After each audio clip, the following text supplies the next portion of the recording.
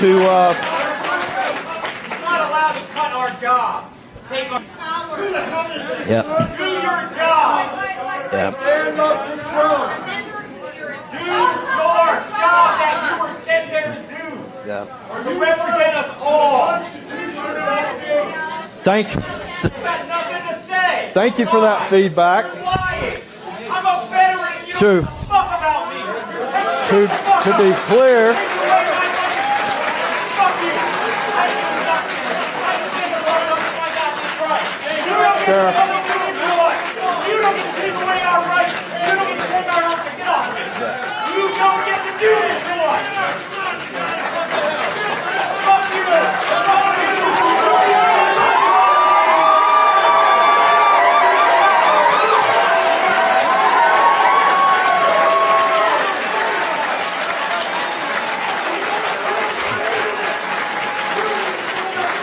I feel that anger and that frustration boiling over after weeks and weeks of concerning headlines of threats to our veterans. Now that we're actually seeing in policy promises to cuts to veterans programs, attacks on our armed services, especially women and people of color. What you saw at these town halls, what you're seeing, I feel that right in my veins as a veteran myself.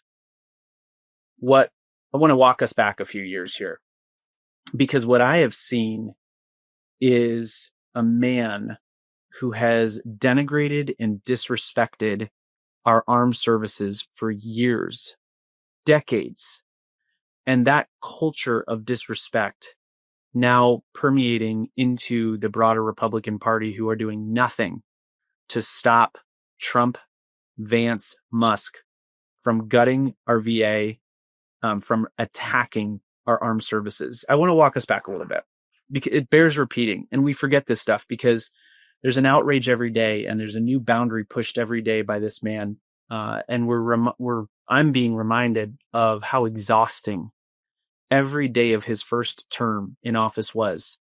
Now we're in the second term, and it's making the first term seem normal by comparison. The red lines that he is crossing. But we shouldn't be surprised about this. Okay, friends, let's walk back to 1993. Donald Trump, actually before that, got several deferments for bone spurs. This is famously Donald Trump never served in the military, is not a veteran. Must have some kind of inner issue with this, that, he sees veterans, he sees people who have served and knows that he cannot compare to them, knows that he dodged, that he was too weak or scared or whatever to serve. And then you fast forward to 1993 when he, in his, I don't know what's going on, two cats in burlap sacks fighting in his brain, decided to compare dating to service in Vietnam. Okay. He said that dating culture was comparable to service in Vietnam in 1993. All right. Then, it was bad enough when he was just a pop culture person who we could ignore most of the time, who wasn't in power. But when he started running for office in 2015, in what should have been a disqualifying comment, and we should have, at that point, should have seen what was coming, he disparaged John McCain, an American hero who both Democrats and Republicans revere, or at least used to, on the Republican side, denigrated his service in Vietnam and essentially denigrated him for being captured in Vietnam. I like people who weren't captured. That man served 5 years in a POW camp in Hanoi. And Trump, at that point, God, just thinking about it, trashed him. That's when the Republican Party should have kicked him to the curb. He's repeatedly, actually, he's gone on shows and listened to hosts. Folks don't know about this one as widely. He was on a host. There was a host who was bragging about avoiding military service. And Trump said he had done a good job, claiming he had a bad knee. right? Good job avoiding your service. Good job avoiding the draft. Great. That's good, right? This continual disparaging of the people who actually stepped up to serve. In 2020, when he was president, he disparaged veterans and service members and even the war dead, the people who have died serving our country, as suckers and losers. Okay, he likes to walk away from that one. That was confirmed by his chief of staff, former 4-star General John Kelly. He called them suckers and losers. You need to remember that to understand what's going on right now and why veterans are so upset today. In 2020, he claimed that Gold Star families whom he invited to an event may have given him COVID. God. Gold Star families who are to be revered for giving the ultimate sacrifice, their service member and those families have gone through paid the ultimate price for their country. And he blamed them for giving him COVID. Recently said that the top civilian honor that a president can give was even better, much better than the Medal of Honor, because you don't have to die to get it. This is a man who hates that he could never be somebody who served, right? Who did something bigger than themselves. He hates that about himself. And unfortunately, now what we're seeing in the second term is that disdain, that disregarding, that looking down upon is making its way into policy. And veterans, then this shouldn't matter if you're a Republican or a Democrat, and it doesn't. If you look at these videos, these are in Republican districts showing up to Republican town halls when they have them, because as we know, these Republican reps have been advised, don't hold town halls. You may actually have to be accountable to voters for doing nothing to stop the insanity that is cascading through our federal government, that is targeting people, that is crushing our economy right now. So you may actually have to face the voters and hear, right? But every once in a while, a Republican is still having a town hall and veterans are showing up. And I don't care if they're Republican or Democrat. They're veterans. They're showing up angry and upset because they're being targeted by our federal government for cuts to services. And for decades, our country has come together, our parties have come together to deliver for our veterans. We've all agreed that those who've stepped up to serve deserve the best from their country. Whether it was the post 9/11 GI Bill that really enhanced educational opportunities for veterans, whether it was enhancing the VA, working on mental health care services for veterans, providing pathways to employment for them, providing housing when needed. All of these things were basically agreed upon as being good things, because when we give our veterans opportunities to continue their service and stay healthy and honor their service and sacrifice, they do great things for our country. It's a great thing because it's the right thing to do, and it gives those veterans more pathways to continue serving and doing great things for our country. But that's not what's happening now, and our veterans are rightfully pissed, and I am too, and you should be too. First thing that we're seeing, and folks may not always make this connection, but when you are dramatically reducing the federal workforce, a lot of those jobs are for veterans. There are many, many pathways where we've opened up from active duty service to serving it in a civil service capacity.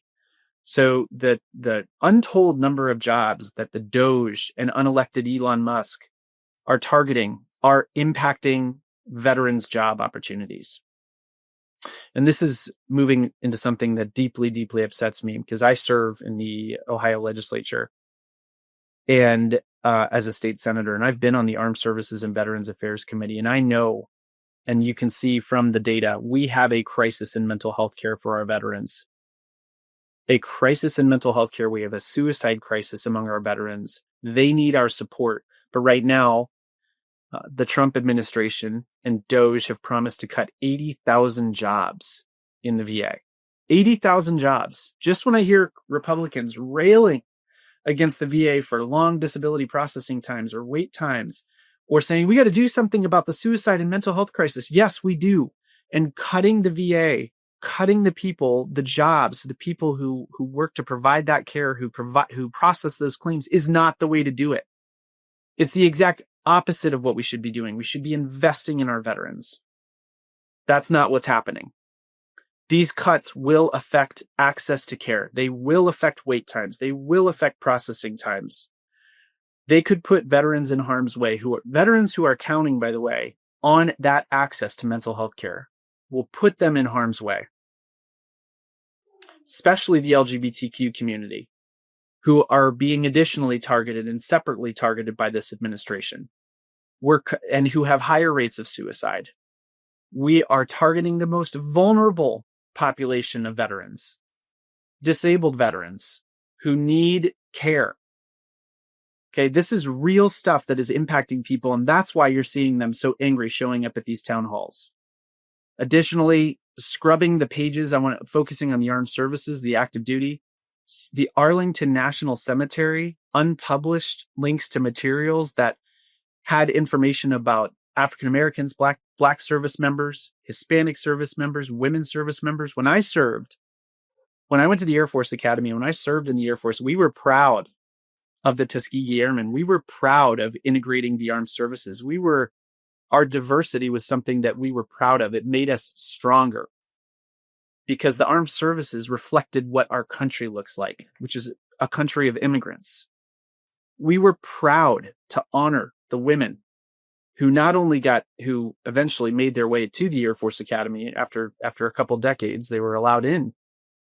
We were proud of that and proud of their accomplishments. What you're seeing now is Trump targeting high-profile Black and women service members. Fired the chairman of the Joint Chiefs of Staff, a man who's revered and widely respected in the Air Force and the entire DoD. Fired the 4-star naval commander. These are high-profile, targeted firings. The chief of naval operations, I should say. They're doing them for a reason. They're sending a signal. They don't value everyone's service the same. They don't value everyone's service the same. And in fact, maybe they see the service of some people of color, of women, as less than. Let me tell you, I'm married to an Air Force Academy grad. I've served with many, many women. I've served with people of color. I've served with gay people. I've served with, the full diversity, how it's reflected in the armed services from our country. They're great. They work hard.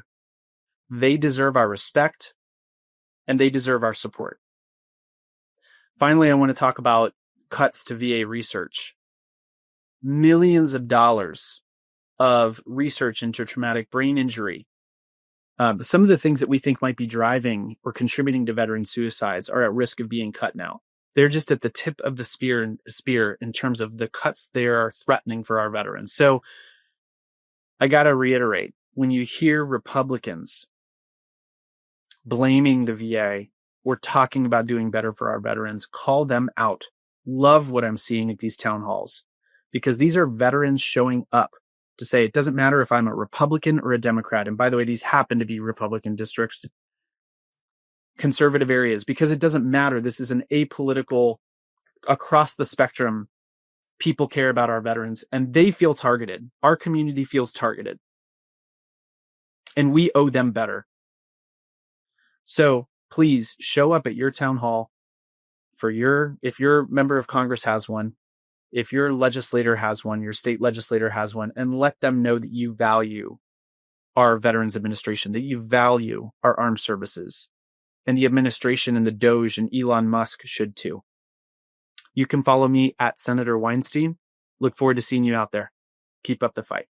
Can't get enough Meidas? Check out the Meidas Plus Substack for ad-free articles, reports, podcasts, daily recaps from Ron Filipkowski, and more. Sign up for free now at MeidasPlus.com.